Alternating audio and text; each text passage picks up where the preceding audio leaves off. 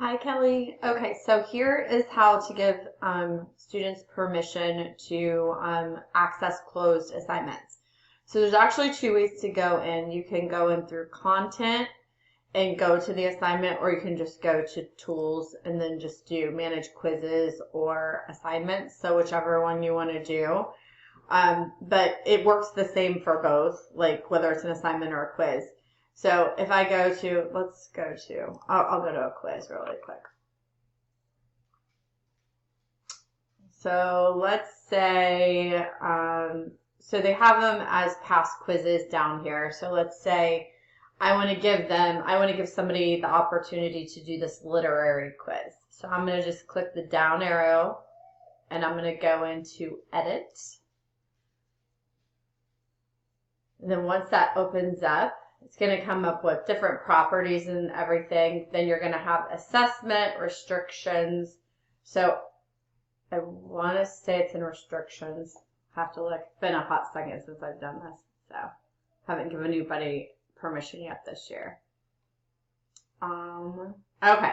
So it's down here to special access. So you're going to add users to special access. So you're going to click that, and what happens is it brings up the, basically it brings up your whole list of students, right? So, and I'll give you an example of, so let's do, I know Allie's already completed it, so I'll do that. So I'm adding Allie, giving Allie special access. So I'm adding that. And you can actually do, and actually I'm going to show you what happens if you have more than one student. So let's say I want Skylar to do it too. So I'm going to add both of them in there. So I'm giving them special access. So what you don't want to mess with is the dates up at the top right here. And in that previous screen, there was also dates at the top. You don't want to mess with those dates right now, right?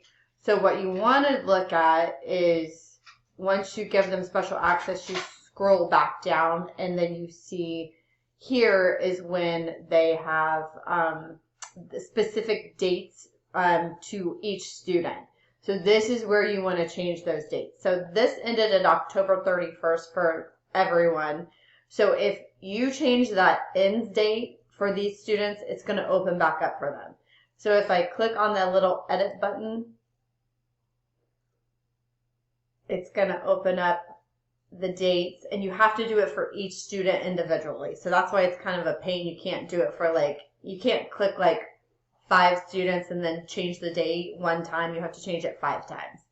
So it has an end date. So let's say we want to give them until Christmas break, so December 17th to do it. Then I would hit Save Special Access. So then when you scroll back down, you just want to verify that it actually changed. So it's not this date. You don't want to mess with this date because this date will change for the entire class. You want to scroll down and look. So now it's at December 17th. So this student also was, if I needed to change for them, I'd have to go back in and change it for December 17th again for them. So again, don't mess with that. Scroll all the way down. Oh, that's for Skylar. Sorry. Yes, you do mess with that one.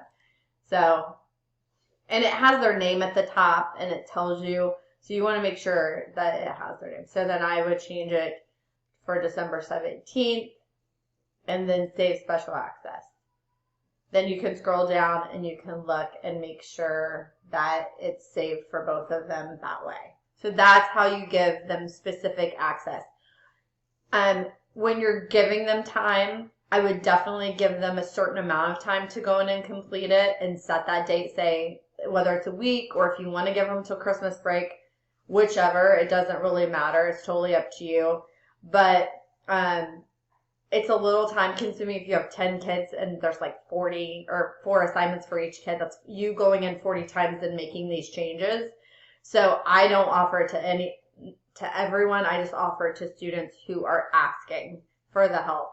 Now, I will tell you at the end, right before Christmas break, and I'm going to delete these out so it doesn't, so they don't see that.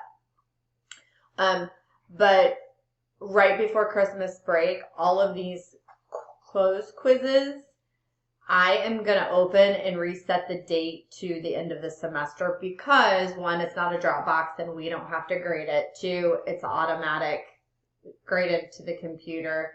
And then three, it gives them the opportunity to work more if they want to. It's kind of their choice for any student who's missing those assignments. So it's kind of like I always tell them right before break that I'm like, hey, I'm opening the quizzes for the entire semester.